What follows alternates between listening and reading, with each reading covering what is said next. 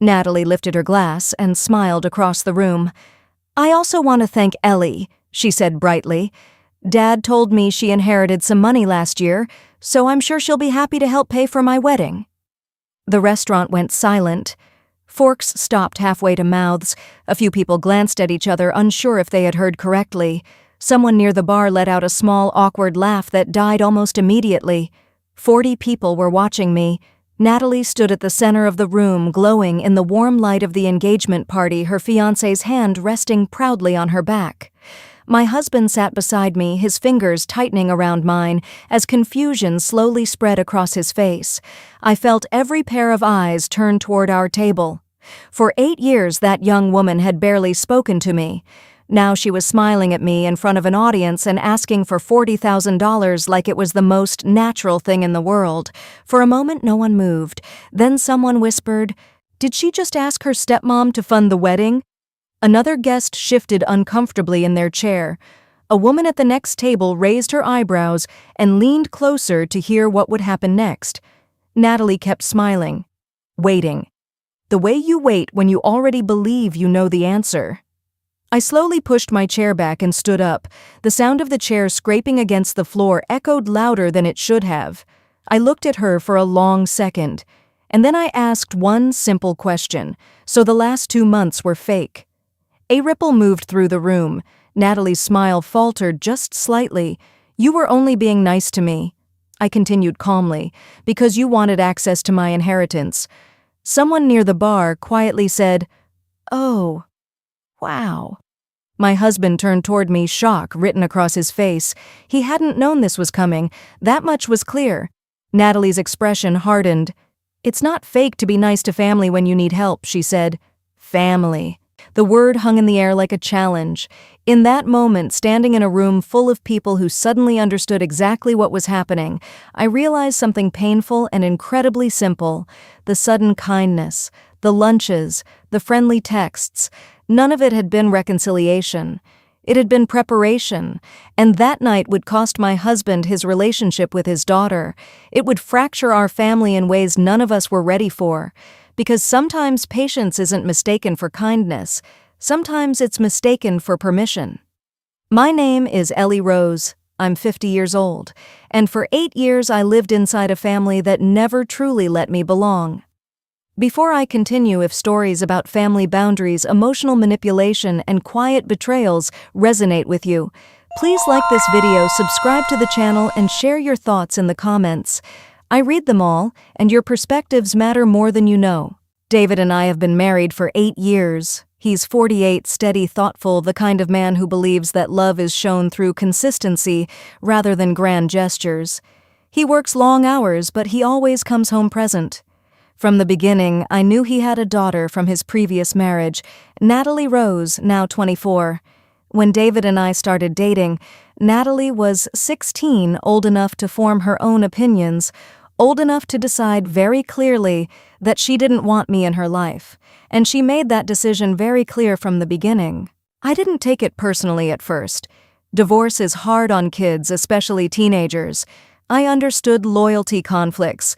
I understood grief over a family that no longer existed. So I stayed in my lane. I was polite. I was friendly without being intrusive. I never tried to step into a role that wasn't mine. Over time, though, it became clear that Natalie wasn't just uncomfortable, she was actively dismissive.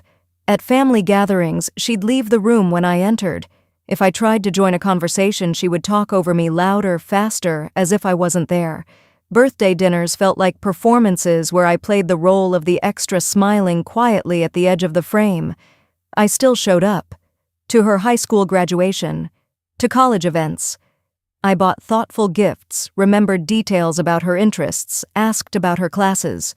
Most of the time, I received a nod, at best silence at worst. David noticed, of course.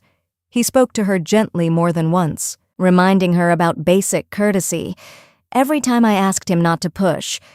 I didn't want to be the reason their relationship grew strained. I told myself that time would do what pressure couldn't. Natalie's mother, Karen Whitmore, and I managed a careful truce. We weren't friends, but we were civil. We could sit in the same room without tension spilling over. I never tried to replace her. I never competed. I simply existed quietly in the background of a family that never fully opened its doors. 8 years passed like that. Last year my mother passed away. Losing her hollowed me out in ways I didn't expect. She left me an inheritance, not life-changing wealth, but enough to feel like a final act of care. David and I are transparent about finances, so he knew. We've always kept our money largely separate, especially when it comes to anything involving his daughter. There were never expectations, never promises, never discussions about obligations. Then, about 2 months before Natalie's engagement party, something shifted. It started small. A text from her phone, nothing dramatic. A meme. A casual thought, "You'd like this." I remember staring at the screen, rereading it twice, wondering if it had been sent to the wrong person. Then came another message asking how my day was. A compliment about my outfit at dinner. When she invited me to lunch, just the two of us, I felt a cautious kind of hope I hadn't allowed myself in years. At the time, I thought it meant things were finally changing. I didn't realize it was the beginning of something else. At lunch, she was pleasant. She asked about my work. She laughed at my stories. She talked a lot about wedding planning, about venues and colors and details. She even asked for my opinion on centerpieces, and when I shared ideas, she nodded thoughtfully like she actually cared what I thought. I told myself this was growth, that maybe adulthood had softened something in her. David was over the moon. He said he'd always dreamed of the day his daughter and his wife could sit at the same table without tension. Watching him hope made me hope too. But there was something missing that I couldn't quite name at the time. No acknowledgement of the past. No, I know things have been awkward. No apology, not even a casual one. Just friendliness, light, convenient, forward-facing. I noticed it then, dismissed the thought. After 8 years, I wanted to believe this was real. I didn't know yet that this sudden warmth wasn't a bridge being built. It was a door being opened for something she wanted. The next 2 months unfolded quietly, almost gently, and that was what made them dangerous. Natalie kept reaching out. Not every day, not in a way that felt forced, but often enough that I started to expect her name on my phone. A photo of a cafe she thought I'd like. A quick question about a project I mentioned at lunch. A comment about how busy life gets when you're planning a wedding. Each interaction was small, polite, reasonable. Nothing you could point to and say this is wrong. And after 8 years of distance, small felt enormous.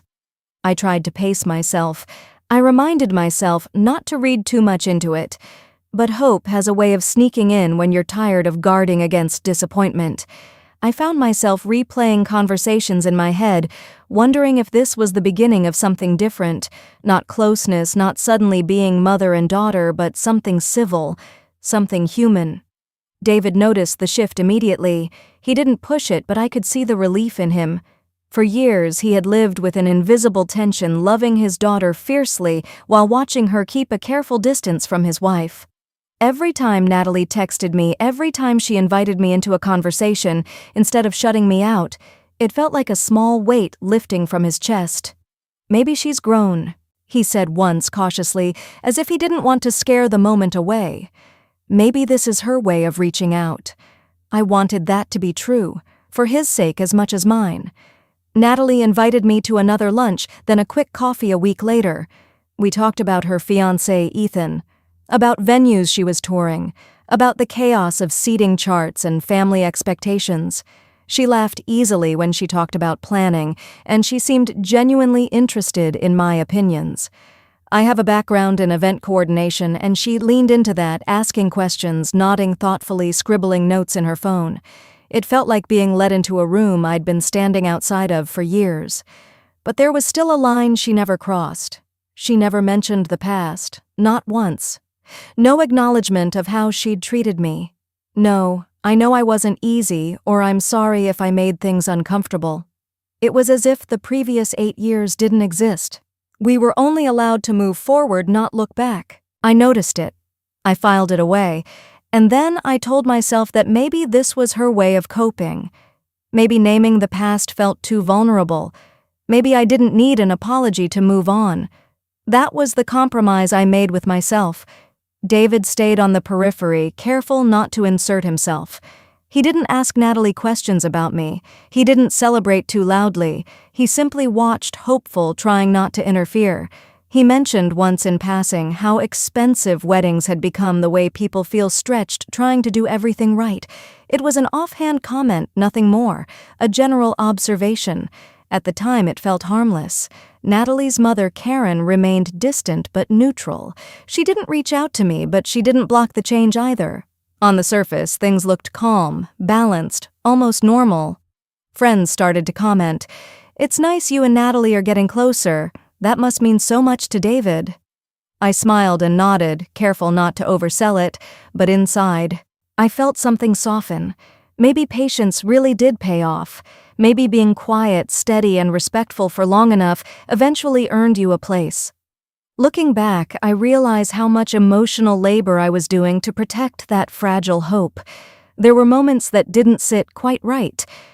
Natalie often steered conversations toward logistics, budgets, packages, options.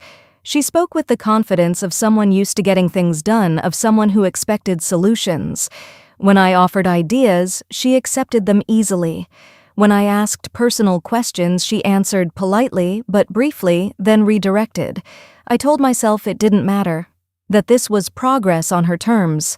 The engagement party invitation arrived a few weeks later, a restaurant in Little Italy, about 40 people, intimate but public enough to feel significant. Natalie sent me a message saying she was glad David and I would be there, that she wanted everyone important to her in one place. I read that message several times. I picked out a dress carefully, something understated. I didn't want to draw attention. I wanted to blend in, to be supportive without overstepping. David noticed the care I took and squeezed my hand, grateful in a quiet way that made my chest ache. As the date approached, Natalie's tone grew warmer. She thanked me for ideas. She sent updates. She asked if I was excited. I started to believe that the hardest part was behind us, that the distance we'd lived with for so long was finally shrinking. What I didn't realize was that I wasn't being welcomed into her life. I was being positioned, and as the night of the engagement party drew closer with its speeches and smiles and carefully chosen words, I had no idea that the warmth I'd been holding on to was about to be used against me under bright lights in front of a room full of people with no easy way to say no. I walked into that restaurant believing I was witnessing a turning point.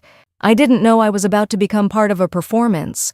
The restaurant glowed that evening, all warm light and polished glass, the kind of place designed to make everything feel celebratory before a single word is spoken. Little Italy was buzzing outside, but inside the noise softened into laughter, clinking glasses, and the low hum of conversations overlapping. About 40 people filled the space, friends, extended family, coworkers, close enough that faces blurred into one collective audience.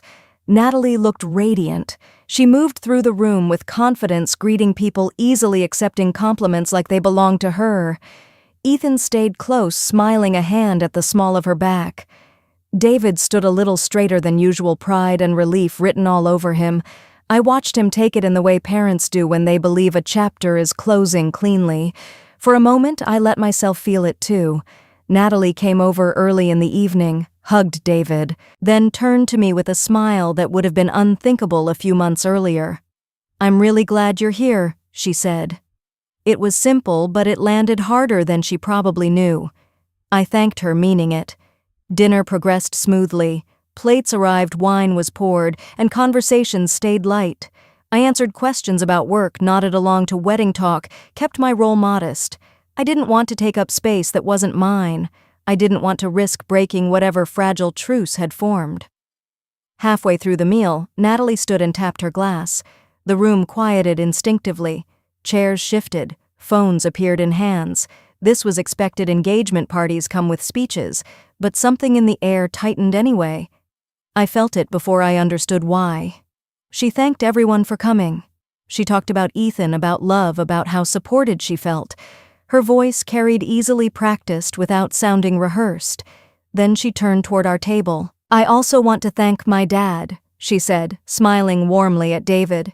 "You've always been there for me." David's eyes softened. I reached for his hand under the table, and Natalie continued looking directly at me. I know we've had our differences over the years, but these past few weeks have meant a lot to me. Getting to know you better, it's shown me how generous and caring you really are. For a split second, I couldn't breathe. This was it, I thought. This was the acknowledgement I'd waited 8 years for. Not an apology, but a recognition, a public one. I felt emotion rise unexpectedly hot and sudden, and I fought to keep my face composed. Then she kept talking. "That's why I know you'll understand why I'm asking this," Natalie said smoothly. "Dad mentioned you came into some money last year from your mom's estate, and since you don't have kids of your own, I thought you might want to help make my dream wedding possible."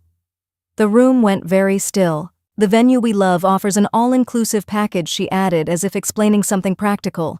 "It's $40,000, and it would mean so much to me if you could contribute." The room didn't react right away. For a second, it was as if the entire restaurant had forgotten how to breathe. A fork clinked softly against a plate somewhere behind me. Someone near the bar shifted in their chair.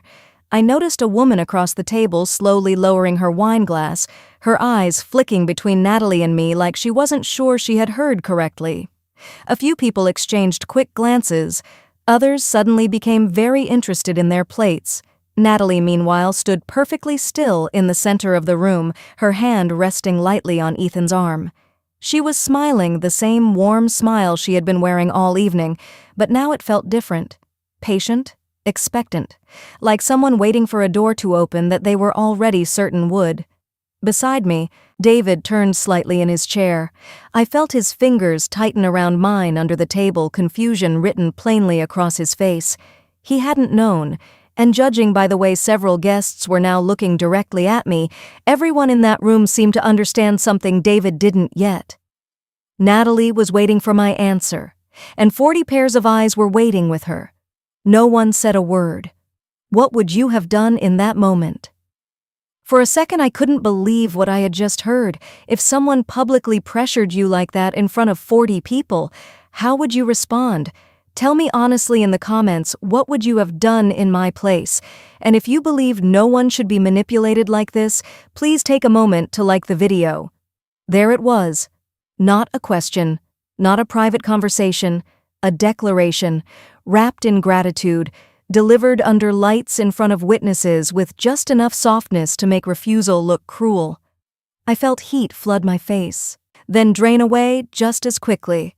The last 2 months rearranged themselves in my mind with brutal clarity, the lunches, the questions, the warmth that never looked backward. It hadn't been reconciliation. It had been reconnaissance. Natalie looked at me expectantly.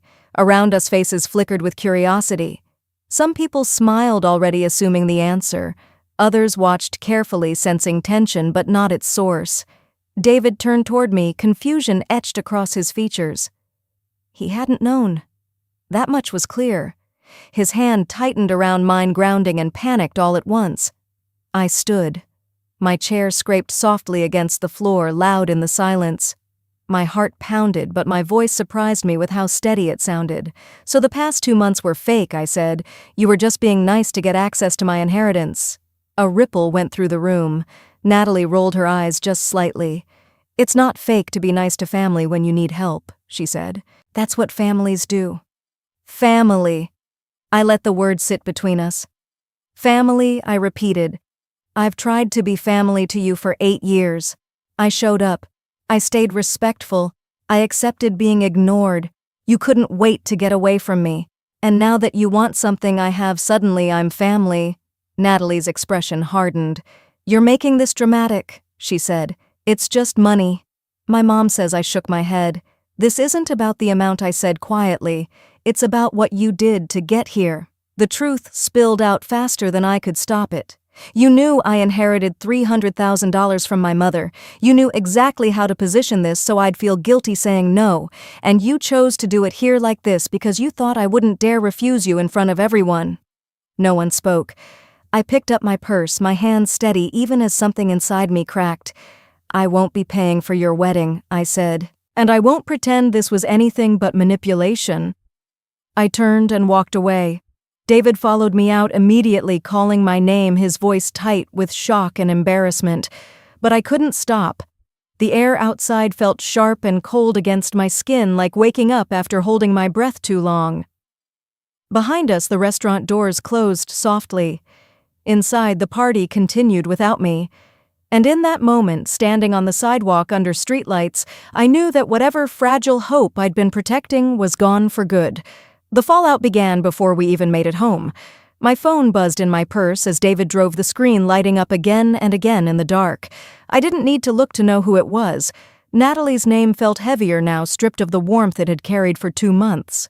When I finally checked, the messages came in fast-clipped bursts. "You embarrassed me. That was cruel and unnecessary." At that moment, I still believed the worst part of the night was already behind us. I was wrong. Everyone saw what you did. A few minutes later, another one appeared, colder than the rest. "I never asked for much from you. You made it a scene." I stared at the words, my chest tight. The room full of witnesses she'd chosen became my fault the moment I refused to play along. David glanced over, jaw clenched, his hands tight on the steering wheel. "She shouldn't have done that to you," he said quietly. I had no idea she was going to ask. None. I believed him. His shock at the table had been unmistakable. That didn't make what happened hurt less, but it mattered. It mattered that I wasn't alone in seeing it. By the time we pulled into the driveway, my phone was vibrating again, this time with messages from Karen. "You humiliated my daughter. She was trying to include you. You've always been jealous of her relationship with David." I didn't respond. I told myself emotions were high, that things would cool down by morning. I wanted space. What I didn't expect was a knock at the door the next day. David was at work when it happened. I opened the door to find Karen standing there, arms crossed, lips pressed into a thin line. She didn't wait to be invited in. She stepped past me already mid-sentence. "I'm not here to fight," she said, which is usually how you know someone is absolutely there to fight. "I just need to understand why you did that to my daughter." I closed the door behind her, my hands trembling slightly. "I didn't do anything to Natalie," I said. "She put me on the spot in front of 40 people and tried to pressure me into giving her money." Karen scoffed. "She's a kid who's been through a lot. Divorce, instability, watching her father build a new family. Of course she's guarded. And when she finally opens up to you, you attack her." "She's 24, I said. "And she didn't open up. She asked for $40,000. Karen waved her hand dismissively. "She was being strategic. Weddings are expensive. Everyone contributes where they can. Strategic." The word landed wrong, sharp and revealing. "Strategic about people's feelings?" I asked. "About someone's inheritance from their dead mother." Karen's eyes hardened. "You're too sensitive. If you cared about family, you would have handled it privately. Instead, you made her look greedy in front of everyone." I felt something settle in my chest, then heavy and certain. This wasn't about misunderstanding. This was about control, about framing generosity as obligation and refusal as betrayal. "I'm not discussing this further," I said. "You need to leave." Karen hesitated, then leaned closer. "David will see who you really are eventually. You can't come between a father and his daughter forever." When she finally left, the house felt smaller, quieter. My phone buzzed again, more messages from Natalie, alternating between anger and accusation. "You could have said no later. You ruined my engagement. Dad thinks you overreacted." That one hurt, even though it wasn't true. When David came home livid after hearing what Karen had done, he called Natalie immediately. He told her mother's behavior was unacceptable.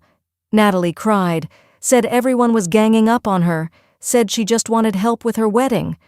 That was the pattern taking shape, hurt framed as innocence, manipulation reframed as need.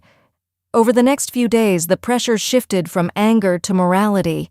Messages from relatives I barely knew, hints about doing the right thing, about how much weddings mean, about how money comes and goes, but family is forever.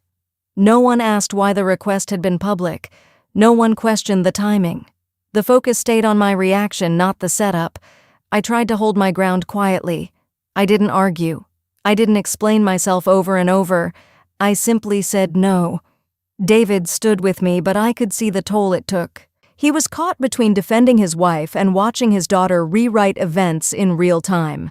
Natalie told her fiancé Ethan a version where she'd been trying to bond with me for years, and I'd always been cold, where asking for help was meant to bring us closer. When Ethan reached out to David confused and concerned, David told him the truth, the years of distance, the sudden change, the speech. Ethan seemed surprised. I wondered what else Natalie had left out. By the end of the week, the story had solidified around a single narrative: I had money. Natalie needed it, and my refusal made me selfish. What no one acknowledged was the choice Natalie had made to use affection as leverage to turn a room full of people into a pressure chamber to test whether my boundaries were real or just polite suggestions.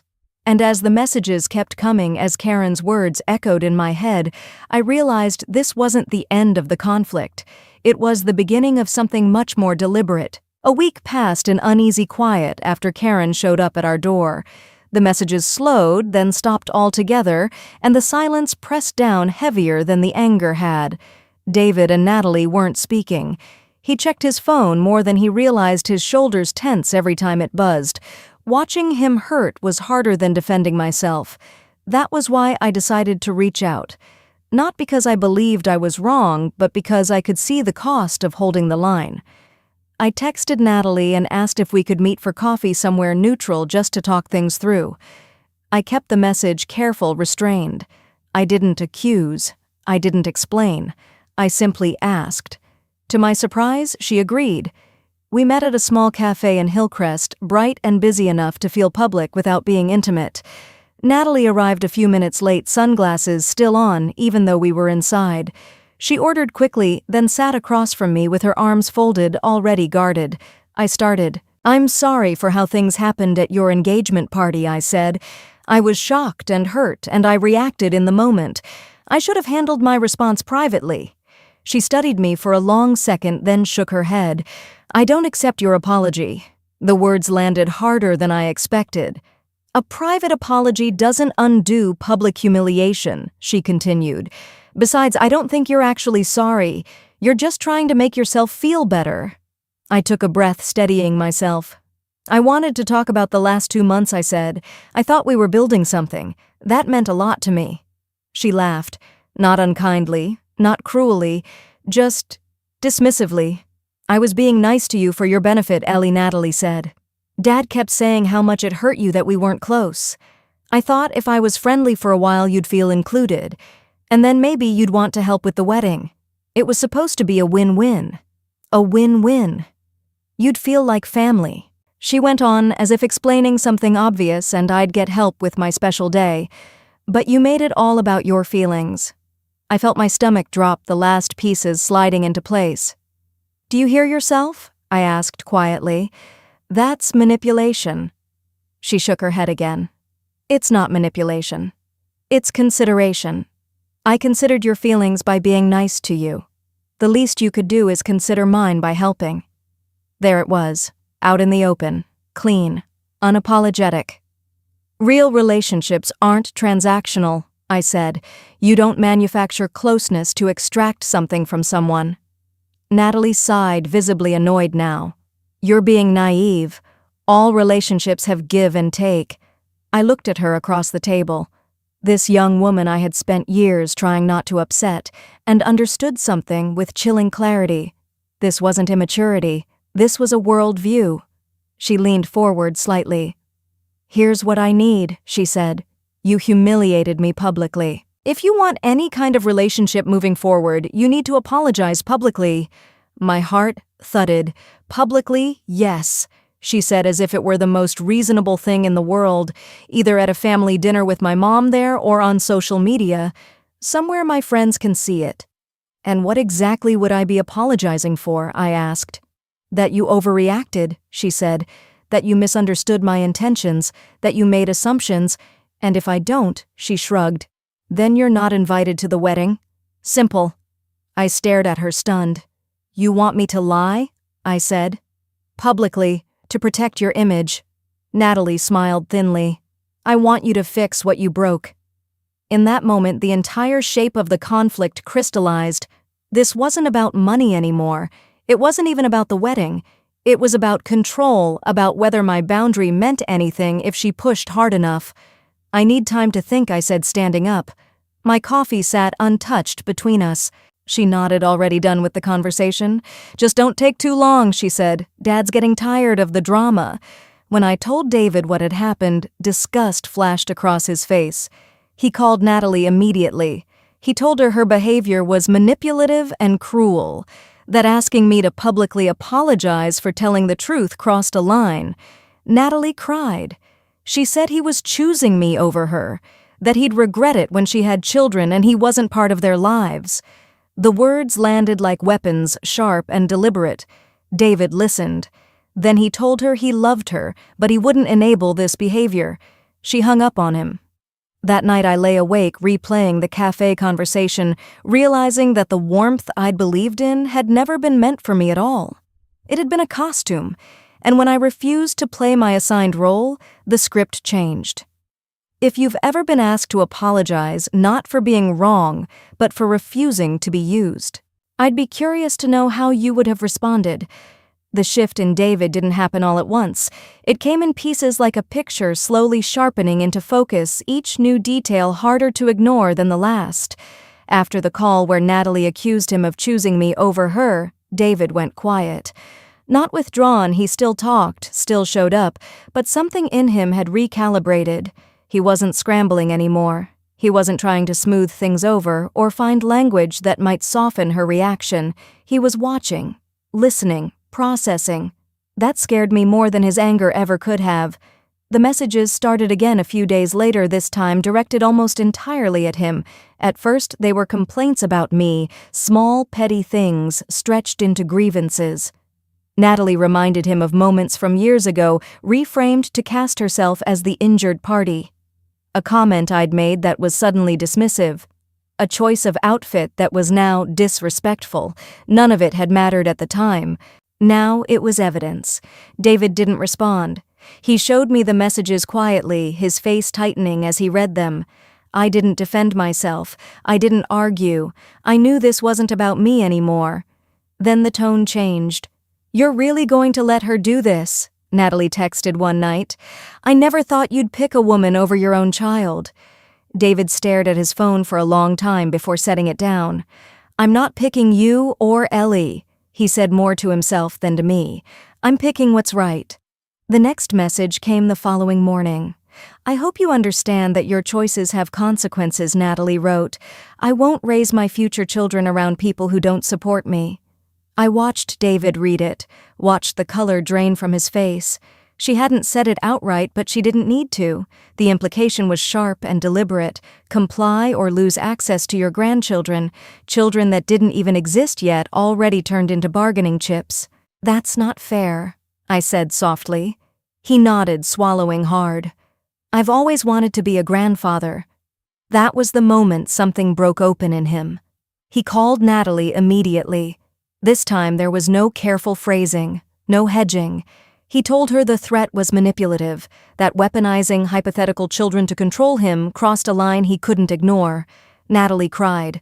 She always cried when challenged. She said he was abandoning her, that everyone was ganging up on her, that I had poisoned him against his own daughter. David listened, and then finally he pushed back. "I'm not choosing Ellie over you," he said, his voice steady but strained. "I'm choosing respect over manipulation. You're my daughter and I love you, but I don't like what you're doing." There was a long silence on the other end of the line. She screamed then, accused him of being brainwashed, of failing her as a father. She said her mother had been right about me all along. She didn't explain what Karen had said she didn't need to. The damage was implied, and then she said it. "If you keep this up," Natalie told him, her voice sharp and final, "you'll never meet your grandchildren. They won't even know your name." David closed his eyes. He told her he loved her, that his door would always be open, but that he wouldn't enable cruelty disguised as need. She hung up.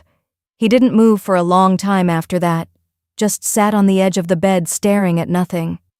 I sat beside him, close but not touching, giving him space to feel what he needed to feel. "I keep asking myself where I went wrong," he said finally. How did we get here? I didn't answer, because there wasn't a single moment. There never is. Over the next few days, the pattern intensified. Natalie sent him long messages rewriting the past, each one more distorted than the last. In her version, I had never tried. I had always been cold. I had made her feel unwelcome in her own father's house. David read every word, and with each one the illusion cracked further. One evening, after a particularly vicious message suggesting I was jealous because I couldn't have children, something in him snapped. He called her. This time I could hear his voice from across the room. "I'm done pretending this is okay," he said. "Ellie has shown you nothing but kindness for 8 years. You rejected it. And now you're lying about her to punish me." Natalie screamed back that he was choosing his wife over his flesh and blood, that he would regret it when he was old and alone. "I'm choosing not to participate in this," David said. "You don't have to like Ellie, but you will respect her. That's the minimum." She told him he was dead to her. For a moment, neither of us moved. David was still holding the phone, his arm frozen in the air like the conversation hadn't really ended yet. The screen had already gone dark, but he kept staring at it as if another message might appear and undo what had just been said. The bedroom was completely quiet. Outside, a car passed slowly down the street, its headlights sliding across the wall before disappearing again. Somewhere in the house, the refrigerator hummed softly. David lowered the phone. It slipped from his hand onto the bed without him seeming to notice. He sat there for a few seconds, breathing slowly the way people do when they're trying very hard not to fall apart. Then his shoulders sank. Not with anger, not even with shock, but with the quiet, crushing weight of someone realizing that the person they love may have already decided to let them go. The call ended abruptly. I found him in the bedroom afterward, sitting on the floor with his back against the bed, staring at the wall. When I sat down beside him, he broke. Not loudly, not dramatically, just quiet, wrenching sobs that shook his shoulders. I held him while he cried, feeling the weight of his grief settle into my bones. This wasn't a fight, it was a loss. The slow dawning realization that loving someone doesn't always mean you can save them from who they choose to be. "I'm sorry," he kept saying. "I'm so sorry you're in the middle of this." I pressed my forehead to his. "This isn't your fault," I said.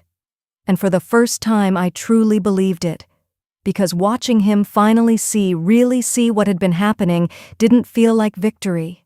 It felt like the cost of clarity. The silence after Natalie told David he was dead to her lasted exactly 3 days. Then the post went up. I didn't see it at first. David did.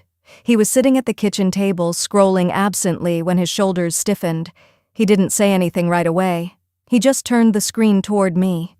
It was a long message, carefully written, the kind that looks vulnerable on the surface and devastating underneath. Natalie didn't name us, but she didn't have to. Anyone who knew the situation would recognize the outline immediately.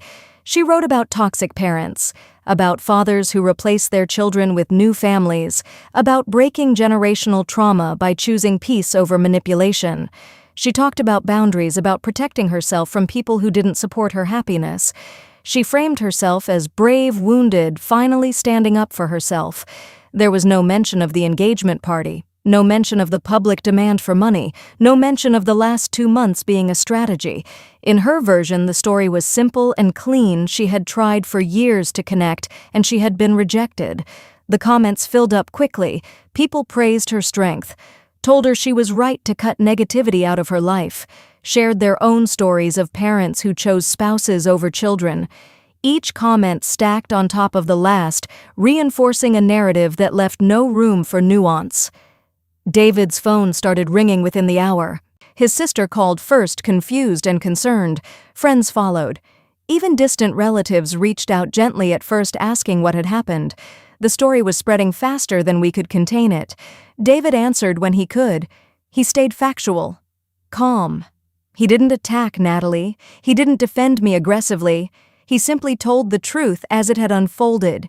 8 years of distance, 2 months of sudden warmth, a public request, an ultimatum. Some people listened, some didn't. What unsettled me most wasn't the post itself. It was how easily the past had been rewritten, how confidently Natalie reshaped 8 years of history into a version where she was the one who had tried. That was when Ethan called. David stepped outside to take it, but I could hear pieces of the conversation through the open door. Ethan sounded tired, conflicted. "I'm trying to understand her perspective," he said at one point, "but her stories keep changing." That sentence lodged itself in my chest.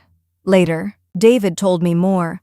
Ethan said that at first Natalie had described me as cold and distant, then as controlling, then as manipulative.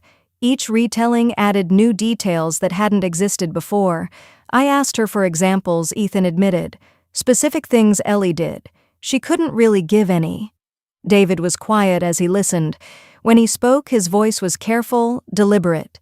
He told Ethan the truth, not with bitterness, not with anger, just facts. He described my efforts, the years of patience, the sudden shift. He made it clear that he wasn't asking Ethan to take sides. There was a long pause on the other end of the line. "I didn't know any of that," Ethan finally said.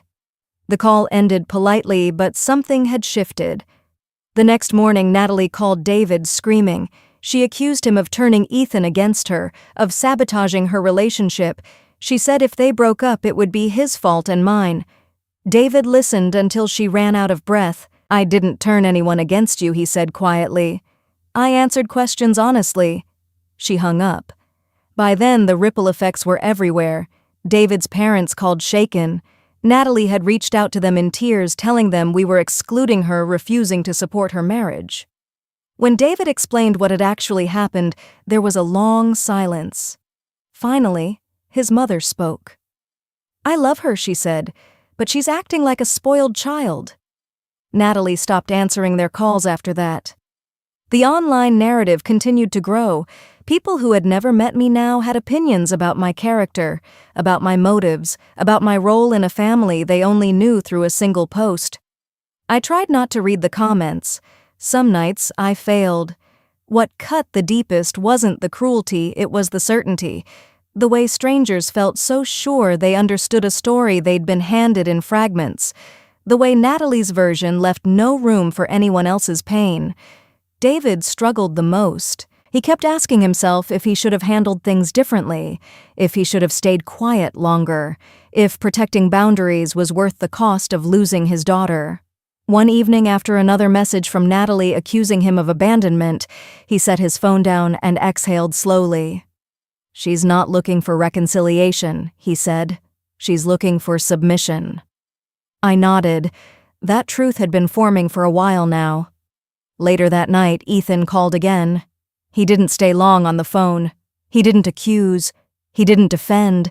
He just said he needed time to think, that things weren't adding up, that he was starting to see patterns he couldn't ignore. After the call ended, David sat quietly staring at the darkened screen. Whatever was coming next, I knew this much: Natalie's story was no longer uncontested, and the closer the truth crept in, the more dangerous her narrative was about to become. Natalie showed up unannounced 2 days later.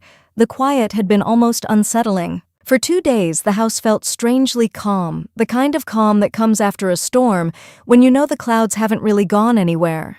David moved through the rooms more slowly than usual, checking his phone out of habit, even though it stayed silent. Neither of us said Natalie's name out loud. We didn't need to. It lingered in the background of everything, in the unfinished conversations, in the long pauses during dinner, in the way David sometimes stared at nothing for a few seconds before shaking it off. Part of me wondered if the silence meant she was finally cooling down. Another part of me suspected it meant the opposite, because Natalie had never been someone who simply walked away from a fight. She waited. And when she finally made her next move, it rarely came quietly. The doorbell rang in the late afternoon, sharp and insistent. David and I were both home. When he opened the door, she stood there with red eyes and trembling hands, the picture of restraint, barely holding together. For a moment, my heart betrayed me. Some small, foolish part of me hoped this was an apology. "I need to talk to you," she said, stepping inside without waiting for an invitation. Her eyes stayed fixed on David. When he called my name asking me to join them in the living room, Natalie didn't look at me once. I came to talk to my dad, she said flatly. Alone. David didn't hesitate. Ellie is my wife, he said. She's part of this conversation. Natalie's jaw tightened. She sat on the edge of the couch, angling her body away from me as if I weren't there. When I spoke once, just a single sentence, she talked over me louder, faster, erasing my presence with practiced ease. It was so familiar, it almost felt surreal. I miss you, she told David, her voice softening. I've been thinking a lot. Family is important. I don't want us like this. David leaned forward, hopeful despite himself. I don't want that either. She nodded quickly, seizing the opening. Then we can fix it. You and me. We can have our relationship back. What does that look like? He asked. Natalie didn't pause. You come see me without her. Holidays with me and my future family. Scheduled visits. Boundaries. David blinked. Boundaries around what? Around Ellie, she said, finally glancing in my direction, with something close to disdain. She's your wife. She's not my family. I'm willing to have a relationship with you, Dad. That's all I'm offering. The room went very quiet. What about Ellie? David asked carefully. She's my wife. She's family to me. Natalie shrugged. Then you'll have to choose. There it was, clean, undeniable. David looked at me, searching my face, then back at his daughter. I can't accept that, he said. Ellie and I are a unit. I won't have a relationship that excludes her. Natalie's expression changed instantly. The softness vanished, replaced by something sharp and furious. So you are choosing her over me. I'm choosing not to enable this, David said, his voice steady even as his hands shook. You don't have to like Ellie, but you will respect her. That's the minimum. Natalie stood abruptly. Then we're done, she snapped. Don't expect a wedding invitation. Don't expect to meet your grandchildren. You've made your choice. As she turned to leave, she stopped and looked at me for the first time since she'd arrived. The hatred in her eyes startled me. It was raw, unfiltered. I hope you're happy, she said. You got what you wanted. You finally separated a father from his daughter. I found my voice, then quiet but firm. Natalie, I never wanted that. I only ever wanted to be treated with respect. She laughed, short and bitter. Respect? You'll always be nothing to me. Just the woman who destroyed my family. And then she was gone. The door closed with a sound that felt heavier than it should have. David stood frozen for a long moment, staring at the empty space she'd left behind.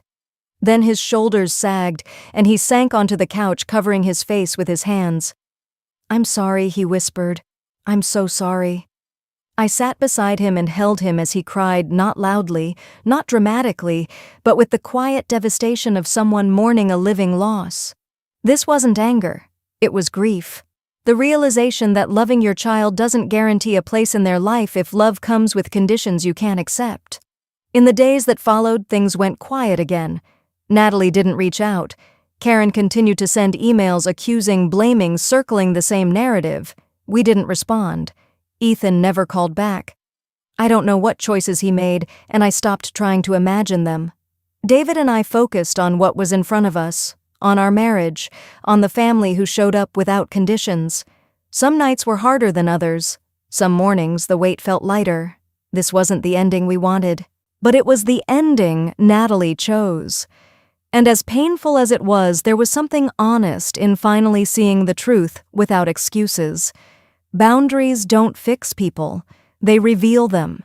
Sometimes the bravest thing you can do isn't holding on, but letting go with compassion and trusting that choosing respect, especially for yourself, is never the wrong choice. Sometimes loving someone means accepting that they may walk away when you refuse to be used. But I still wonder, if you were in my place, would you have given her the money to keep the peace, or walked away like I did?